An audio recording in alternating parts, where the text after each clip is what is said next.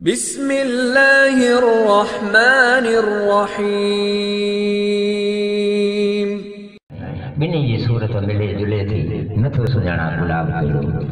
असां वटि त हज़ारे गुलाब वेठा कंहिंखे सुञाणे कंहिंखे असां सुञाणो। हींअर मां साईं जावेद साहिब जन खे गुज़ारिश कंदुसि त असांजी मशहूर मारूफ़ हसियत ऐं सोशल कमनि में तमामु मां ईअं खणी चवां त हज़ारनि जी तादाद में जूं शादियूं करायूं न्याणियुनि जूं पुटनि जूं ऐं कंहिं तारीफ़ जो मुहताज न आहे। जनाब शेख अब्दुल्ला कुश्तानी साहब मिसरियूं मलूक चए वटन खणी वींदो कर सभु विराए संगत में हिकु नेकी पाण सां नींदो कर पोइ थधो घड़ो थींदो कर त ओतनि तोखे अदब सां। ही जेका तकरीब थी आहे हिनखे मामूली तकरीब न सम्झो। ही वॾी हिकिड़ी इबादत आहे। चवंदा आहिनि त नूर जो क़दुरु उन्हनि खां पुछो जिन खे नूर कोन्हे जेके नथा ॾिसी सघनि।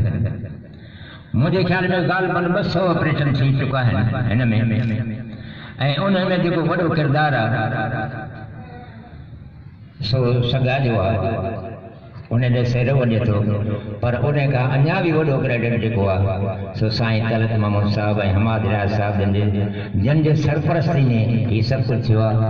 ऐं असांखे वॾी ख़ुशी आहे।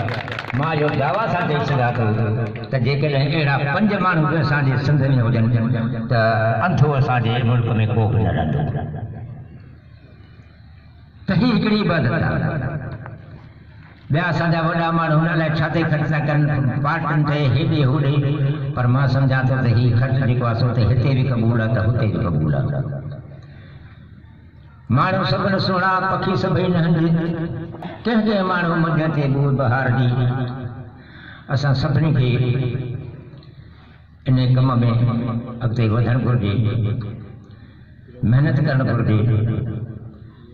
नज़र सां अखर अखर ते हणी छॾियो तो निशान साईं अज़ीम आहीं कमाल वांगे हसीन सोणे ख़याल वांगे तॾहिं त तुंहिंजो जमाल जुलूं जॾहिं तॾहिं या जवान साईं।